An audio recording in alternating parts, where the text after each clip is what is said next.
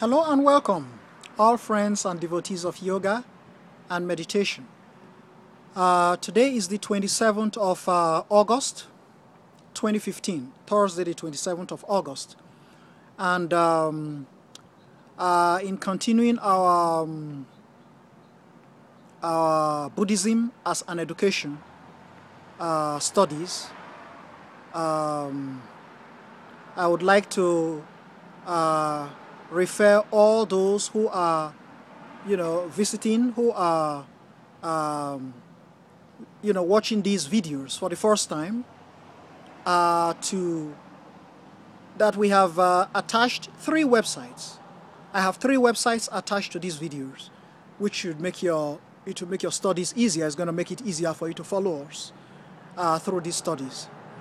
Buddhism as an education is a work that was authored by the Grandmaster Chin Kong. Grandmaster Chin Kong is one of the greatest Buddhists of our times. He's a Chinese Buddhist authority. And he did a lot of research, a lot of studies into Chinese Buddhism, Indian Buddhism, ancient Buddhism, to try to bring us knowledge of the true Buddha, of who precisely the Buddha was. And he really made a lot of discoveries and a lot of observations regarding the differences between the pure, what I can call the pure Buddhism, the Buddhism as in the time of the Buddha, being a very simple scholar and teacher, as great as he was, and as learned as he was, compared with current contemporary Buddhism, which has a lot of errors. Current Buddhism has a lot of flaws. It has a lot of mistakes in it. So Grandmaster Chin Kong was really able to help us get back to the past, get back to the real Buddhism, Buddhism as it really was in the time of the Buddha. Buddhism is not a world religion. Again, we'll try to correct that point. Some scholars consider it, as a religion.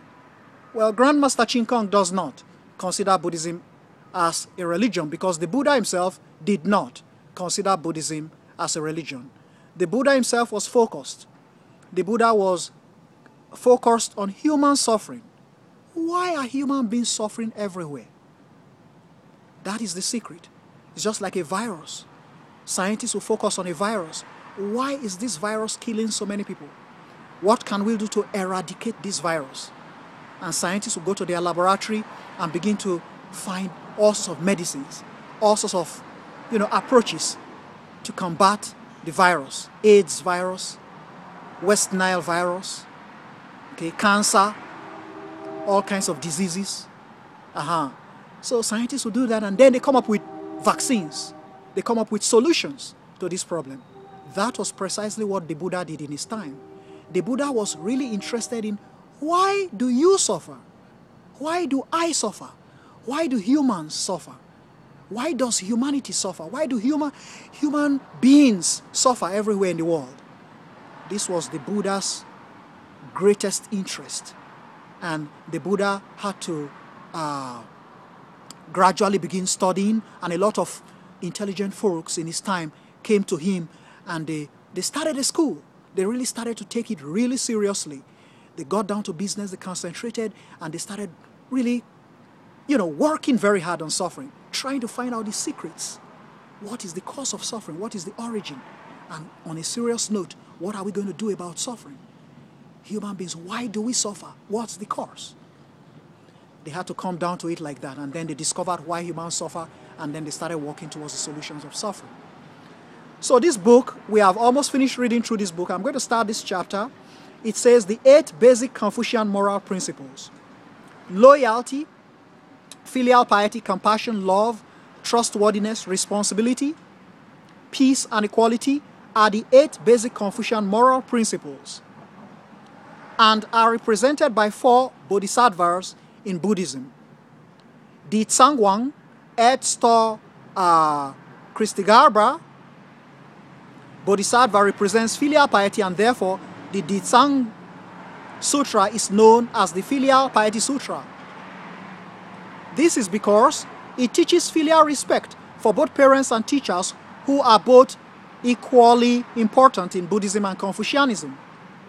To treat one's parents with filial piety and to respect teachers are the innate virtues of human nature.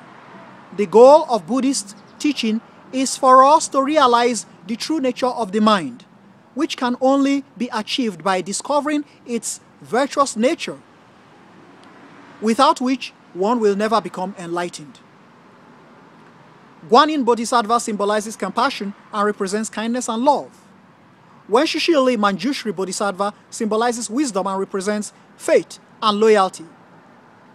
Puxian Universal Wadi Samantabhadra Bodhisattva symbolizes great vows and putting the Buddha's teaching into practice, including filial piety, compassion, and wisdom. He represents peace and equality. With compassion and wisdom, one can generate merits. To enjoy merits is to build upon the foundation of equality and purity. This is the greatest enjoyment for humankind: to cultivate merits in childhood, generate merits in middle age, and enjoy merits in old age are described in Chinese as truth, virtue, and beauty. One who enjoys merit in old age is called the complete person, which is similar to Buddha. We must understand that Buddhas and Bodhisattvas are not gods, but the most perfect and happiest beings for us to learn from. Wise ancestors in China long evoked these principles long ago, before Buddhism was introduced in China.